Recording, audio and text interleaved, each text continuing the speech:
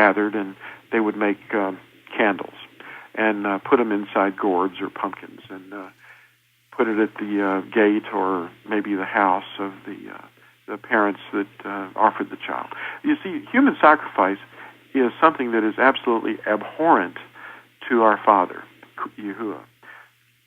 And it was known from the very beginning. I mean, Abraham, in his time, they were probably doing that. And, of course, he didn't like it. He was called out from all that. And But just as an example of the fact that, Yahuwah hates it, he tested Abraham with that very thing. He wanted to see if he would offer his son on an altar that he'd built, and he was about to slice his throat, and a messenger came and said, "Do not touch the child. Don't harm him." And he said, "I just wanted to see if you'd do it, for me, And, of course, that is a sign that there was going to be a sacrifice, but Yahuwah did offer his own son as a sacrifice for all mankind. And I don't understand all the reasoning behind it, but it is a gift of love, and it's by his blood that we're actually going to be redeemed, and we are being saved even now by our belief in his blood atonement. But the atonement is his first work. In terms of, that was a pretty hard job, but his second work is going to be when he returns, and that's going to be the redemption itself, because he's going to redeem the lost tribes of Israel from the face of the earth, wherever they may be. It's going to be a harvest festival. That's why we know it's going to be in the seventh moon, because that's the time of the harvest, and he used agricultural metaphors to illustrate this redemption plan. And the redemption plan is right there in the Scriptures. It's 7 what they call annual Sabbaths or high Sabbaths, and they're right there in front of everybody's eyes, but Christianity has never embraced those, because predominantly Christianity has become, it's the daughters of the harlot being Babylon, and of course the witchcraft of Catholicism and both Eastern Orthodox and Roman Catholic. And you've got the daughters that came out from that, being all the other denominations, and they're all basically doing very much the same things. 95% of what the Catholics do are practiced by all the other denominations. The Sunday is the Sabbath and for them. And yet, if you stop and think about it, the Sabbath was a day that was established back in creation. And he blessed that day. Now, he blessed 3 things that week. He blessed the fish and the birds, and they're doing really well. And he blessed man and woman, and they're doing really, really well too. And he blessed the day itself. That's the seventh day, because on it he rested from the work of creating.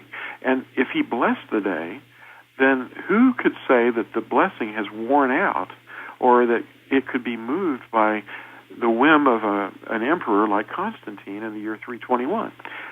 Anybody that wants to Google or research that online and look up the word Constantine, Sabbath, and 321. That would be the Roman year it was the Edict of Constantine, basically. If you look up Edict of Constantine, it'll also reveal that he is the one that changed, for Christianity, for all time, this change of the Sabbath to Sunday, in order to not have anything to do with the hostile rabble of the Yahudim, as he put it. That would be what his historian actually recorded his words. He said that he didn't want to have anything to do with the hostile rabble of the Yahudim, or the Jews, as we say it now. But so in order to differentiate, he changed the day that the Sabbath occurred. And that is just not right. It can't possibly be. A man can't do that. A council can't do that. It never was in Scripture either, because Yahushua himself declared that we should, in Matthew chapter 24, when he's talking about the last days and the distress, the great tribulation, he says, pray that your flight doesn't occur in winter or on a Sabbath, And that would be, to any wide-awake person, someone that's not drunk on the wrong kind of wine, I'm talking about doctrinal wine, that it should sober them up and make them say, wait a minute, I've been lied to. Who's been lying to me? Well, that's a stronghold. See, the stronghold that the people allow themselves to be in is the result of not doing the research themselves, but just rather sitting in a pew and just sitting there and being indoctrinated with lies.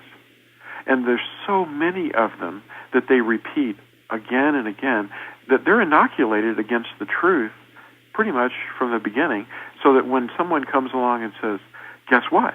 You're upside down, and I'm right side up. I'm standing on the earth, and you're upside down.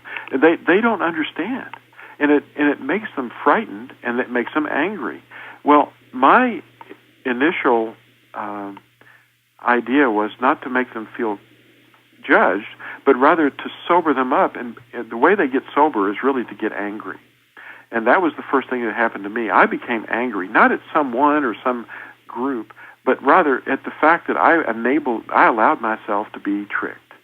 And it made me angry, and that's what woke me up, being angry, because most people are sleepwalking through their entire life.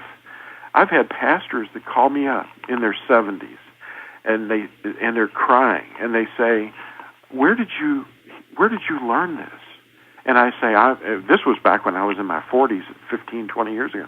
And I said, well, it was just research. I just got a hold of a thread of truth, and I started following it, and it led to another and another, and pretty soon a picture was forming, and I said, everything that we do is actually incorrect.